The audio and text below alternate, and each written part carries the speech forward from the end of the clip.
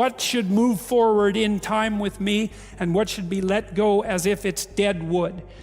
The more dead wood that you let go of and burn off when you have the opportunity, the less it accretes around you. Here's something interesting about forest fires, you know.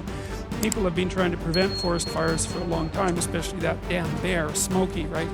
Because forest fires burn up the forest, and that can't be good. But here's what happens if you don't let forest fires burn. Well, forests collect a lot of dry branches, right? Because tree branches die and wood falls on the forest floor and collects. And so the amount of flammable material keeps increasing with time. And that's not so bad if it's wet, but if the amount of flammable material is increasing and it gets really dry, and then it burns, then you have a real problem. The forest fire can burn so hot that it burns the topsoil right off, in which case you don't have a forest at all anymore, you just have a desert. And lots of trees are evolved to withstand forest fires of a certain intensity, and some won't even release their seeds unless there's been a fire. And so a little bit of fire at the right time can stop everything from burning to the ground. And that's also a really useful insight, a metaphorical insight into the nature of sacrifice, right? It's also a lot easier to let go of something when you're deciding to let go of it, because you've decided yourself that you're done with that. It's a weak part of you. It needs to disappear. You do that yourself, it's much better and much easier than it is if it's taken away from you forcibly, in which case you're very much likely to fight it. You know, a lot of what people regard as their own personalities and are proud of about their own personalities aren't their own personalities at all. They're useless idiosyncrasies that differentiate them trivially from other people. They have no value in and of themselves. They're more like quirks. I remember once I was trying to teach a particularly stubborn student about how to write. And she had written a number of essays in university and got universally walloped for them. And the reason for that was she couldn't write, really at all. She was really, really bad at writing. And so I was sitting down with her trying to explain to her what she was doing wrong. And she was being very annoying about it, very recalcitrant, very, very unwilling to listen. That was a pearls before swine thing, you know. And at one point she said, I can write perfectly well. This university professors just don't like my style. And I thought, what the hell's with you? You can't even write and you think you have a style. Instead of humbling herself, she was proud of her insufficiency. That's arrogance, right? That's not humility. It's self-deception and arrogance. To be proud of your insufficiency, that's a very foolish thing. And that means to cling to the parts of you that are dead. You know, as you elevate your aim, you create a judge at the same time, right? Because the new ideal, which is an ideal you, even if it's just an ideal position that you might occupy, even if it's still conceptualized in that concrete way, that becomes a judge because it's above you, right? And then you're terrified of it, maybe.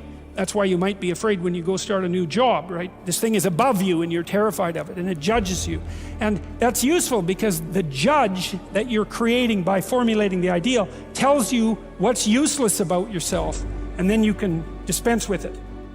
And you want to keep doing that, and then every time you make a judge that's more elevated, then there's more useless you that has to be dispensed with. And then if you create an ultimate judge, which is what the archetypal imagination of humankind has done, say, with the figure of Christ, because if Christ is nothing else, he is at least the archetypal perfect man and therefore the judge.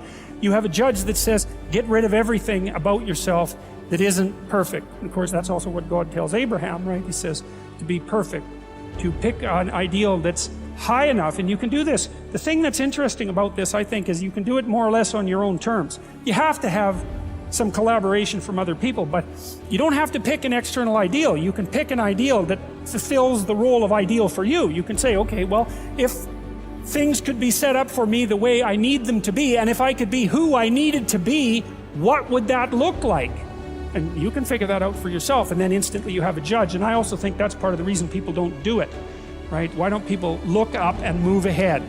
And the answer is, well, you know, You start formulating an ideal, you formulate a judge. It's pretty easy to feel intimidated in the face of your own ideal. That's what happens to Cain versus Abel, for example. Then it's really easy to destroy the ideal instead of to try to pursue it, because then you get rid of the judge.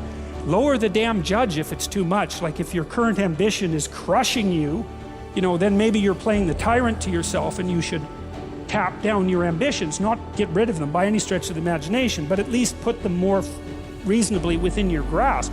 You don't have to leap from point 1 to point 50 in one leap, right? You can do it incrementally. But I really like this idea. I think it's a profound idea that the process of recapitulating yourself continually is also the process of, it's a phoenix-like process, right? You're shedding all those elements of you that are no longer worthy of the pursuits that you're valuing.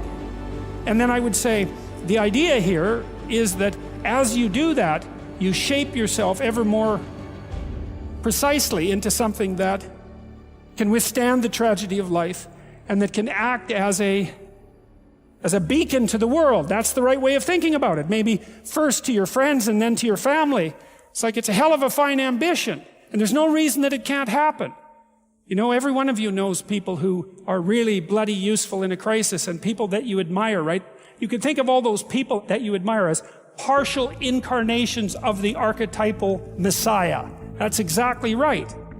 And the more that manifests itself in any given person, then the more generally useful and admirable that person is in a multitude of situations. And we don't know the limit to that. But people can be unbelievably good for things, It's really something to behold.